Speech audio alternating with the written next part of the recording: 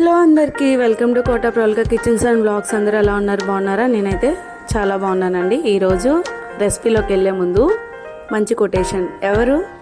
ఎవరన్నా మనకు ఏదైనా చెప్తూ ఉంటే అడ్డు చెప్పకుండా వినండి. నచ్చితే ఫాలో అవ్వండి, లేకపోతే వదిలేయండి. వినడం మాత్రం మర్చిపోకండి. ఇది ఈరోజు మంచి కొటేషన్. ఇప్పుడైతే రెసిపీ ప్రిపరేషన్కి వెళ్ళిపోదాం.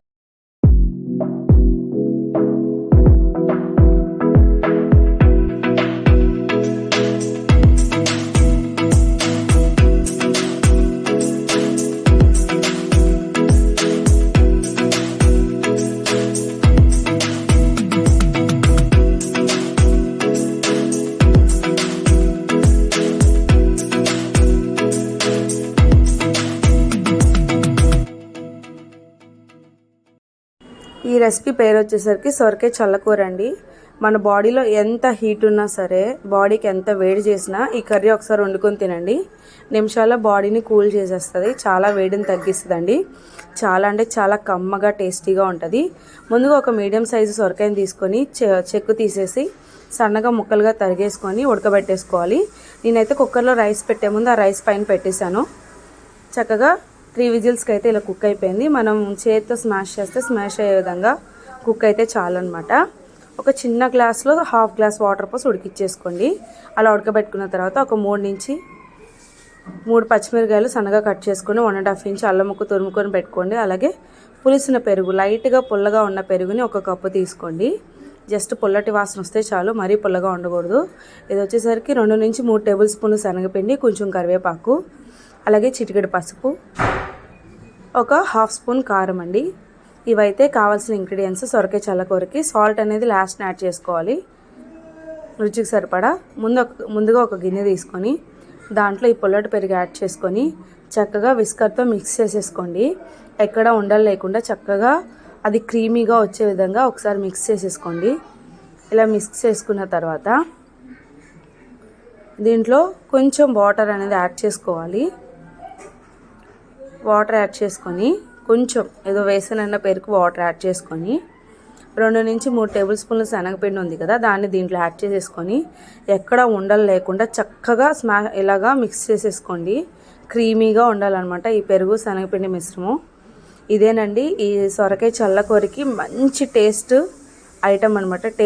టేస్ట్ ఇచ్చే ఐటమ్ ఇదే, ఈ పెరుగు శనగపిండి కలిసిన మిశ్రమమే.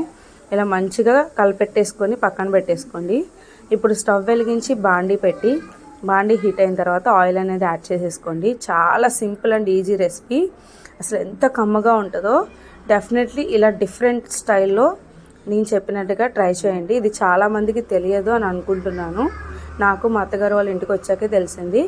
ఇప్పుడు ఆయిల్ హీట్ అయిన తర్వాత ఇంకా పోపు దినుసులు అన్నీ వేసేసుకోండి. ఆవాలు, సాయిపప్పు, ఎండుమిర్చి, జీలకర్ర, కొంచెం కరివేపాకు అన్నీ వేసేసుకొని వేయించేసుకోండి. ఈ పోపు కరివేపాకు అంతా వేగిన తర్వాత సన్నగా తరిగిన పచ్చిమిర్చిని కూడా, అలాగే అల్లం తురుమును కూడా యాడ్ చేసుకొని పచ్చివాసన పోయే విధంగా వేయించేసుకోండి. ఒక 1 మినిట్ వేగితే చాలండి. ఈ పోపే అండి టేస్ట్ కూడా చక్కగా ఆ ఫ్లేవర్ అనేది ఈ కర్రీకి యాడ్ అయ్యి మరింత టేస్ట్ అనేది ఈ కర్రీకి వస్తుంది అనమాట. చాలా బాగుండిద్ది ఈ సొరకాయ చల్లకూర అనేది. డెఫినెట్లీ ట్రై చేయండి. చక్కగా పిల్లలైనా ఇష్టంగా తినేస్తారు, అంత స్పైస్ కూడా ఉండదు. ఇలా చక్కగా వేగిన తర్వాత మనం ఉడకబెట్టుకున్న సొరకాయ ముక్కల్ని దీంట్లో యాడ్ చేసేసుకోవాలి. యాడ్ చేసేసుకొని చక్కగా ఒకసారి కలిపెట్టేసుకోండి ఈవెన్గా. ఆ పోపు అంతా ఈ సొరకాయకి పట్టే విధంగా చక్కగా కలిపేసుకోండి. ఇలా కలుపుకున్న తర్వాత ఒక 1 మినిట్ పాటు జస్ట్ కుక్ అయితే చాలు. జస్ట్ ఏదో కుక్ చేసాం అన్న పేరుకి 1 మినిట్ పాటు కుక్ అయితే చాలండి. ఇలా 1 మినిట్ కుక్ అయిన తర్వాత మనం ఇందాక పుల్లటి పెరుగులో శనగపిండి కలిపి ఉంచుకున్నాం కదా, అది దీంట్లో యాడ్ చేసేయాలి. ఇలా యాడ్ చేసేసుకొని చక్కగా ఒక 2-3 పొంగులు వచ్చే వరకు దీన్ని ఉడకబెట్టుకోవాలన్నమాట. ఇంకా ఎక్స్ట్రా పెరుగు ఏమైనా ఉంటే గిన్నెలో కొంచెం వాటర్ పోసుకొని ఆ వాటర్ అంతా మిక్స్ చేసేసి ఈ మిశ్రమంలో వేసేసి చక్కగా కలిపెట్టేసుకోండి. చాలా అంటే చాలా టేస్టీగా ఉంటుంది. నేను చెప్పడం కదా, డెఫినెట్లీ ట్రై చేయండి. పుల్లటి పెరుగు ఉంటే ఎప్పుడు బజ్జీలు, పునుగులు ఇవే కాదు కదా, డిఫరెంట్గా కర్రీ కూడా చేసుకోవచ్చు మనం. ఇలాగా 1 మినిట్ కుక్ అయిన తర్వాత చిటికెడు పసుపు యాడ్ చేసుకోండి. అలాగే హాఫ్ టేబుల్ స్పూన్ కారం కూడా యాడ్ చేస్తున్నాను. ఆల్రెడీ మనం పచ్చిమిర్చి వేసాం కాబట్టి, ఎండుమిర్చి వేసాం కాబట్టి స్పైస్ సరిపోతుంది. మరి ఎక్కువగా కారంగా ఉండకూడదు, ఎందుకంటే ఇది కమ్మగా ఉండే కర్రీ అనమాట. ఇలా ఒకసారి మొత్తాన్ని మిక్స్ చేసేసుకోండి. చూసారా, మంచి కలర్ అనేది వచ్చేసింది అనమాట ఈ కర్రీకి. ఎప్పుడైతే పసుపు కారం వేసామో కర్రీకి మంచి కలర్ అనేది యాడ్ అయిపోయింది. ఇలా చక్కగా మిక్స్ చేసేసుకొని ఒక 2-3 పొంగులు వచ్చేదాకా మీడియం ఫ్లేమ్లోనే ఈ కర్రీ అనేది కుక్ చేసుకోండి. సాల్ట్ మటుకి స్టార్టింగ్లో అస్సలు వేయకూడదు, దింపే 1 సెకండ్ ముందు వేయాలన్నమాట సాల్ట్ అనేది. సాల్ట్ వేస్తే పెరుగు అనేది విరిగిపోతుంది, అందుకనే సాల్ట్ అనేది ముందు యాడ్ చేయకూడదు. ఇలా చక్కగా మిక్స్ చేసుకుంటూ మంటని మీడియం ఫ్లేమ్లో పెట్టుకొని 2-3 పొంగులు వచ్చే వరకు కుక్ చేసేసుకోండి ఈ కర్రీని. చక్కగా ఎమ్మీగా వేడి అన్నంలో వేడిగా ఈ కర్రీని సర్వ్ చేసుకొని తింటే సూపర్ అంటే సూపర్ ఉంటుంది. ఇలా 2-3 పొంగులు వచ్చేసిందండి. ఇప్పుడు లాస్ట్కి సాల్ట్ అనేది రుచికి సరిపడా సాల్ట్ అనేది యాడ్ చేసుకొని ఒకసారి మొత్తాన్ని కలిపెట్టేసుకుంటున్నాను. ఇలా కలిపెట్టేసుకొని ఒకసారి టేస్ట్ అనేది చెక్ చేసుకోండి. మీకు సాల్ట్ సరిపోయిందంటే ఓకే, లేదంటే ఇప్పుడు యాడ్ చేసుకోండి. ఈ కర్రీ మటుకి డెఫినెట్లీ చెప్తున్నాను, వేడి రైస్లోకి వేడి కర్రీ వేసుకుంటేనే ఇది టేస్ట్ అనేది పక్కాగా మనం ఆస్వాదించగలుగుతాము.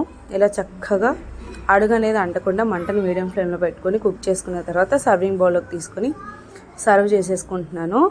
అంతేనండి, ఎంతో కమ్మగా ఎమ్మీ టేస్టీగా ఉండి ఎంత వేడి చేసిన బాడీ అయినా ఇట్టే క్షణాల్లో కూల్ చేసే సొరకాయ చల్లకూర అయితే రెడీ అయిపోయింది. డెఫినెట్లీ మీరు కూడా ట్రై చేయండి. నా వీడియో మీకు నచ్చింది అనుకుంటున్నాను. అలాగే కామెంట్ చేయండి, లైక్ చేయండి, షేర్ చేయండి, సబ్స్క్రైబ్ చేసుకోండి. ఇప్పుడు నేనైతే రైస్ కాంబినేషన్తో ఈ కర్రీని టేస్ట్ చేసేస్తున్నాను. వేడి రైస్ని ఇలా ప్లేట్లో సర్వ్ చేసుకుంటున్నాను. నాకైతే చాలా ఇష్టం అనమాట ఈ కర్రీ, బాగా ఇష్టపడుతున్నాను. మా అత్తయ్య గారు ఒకసారి చేసి పెట్టిన కాడి నుంచి ఈ కర్రీకి ఫ్యాన్ అయిపోయాను అనమాట. అందరికంటే ఎక్కువ కర్రీ నేనే తింటాను మా ఇంట్లో.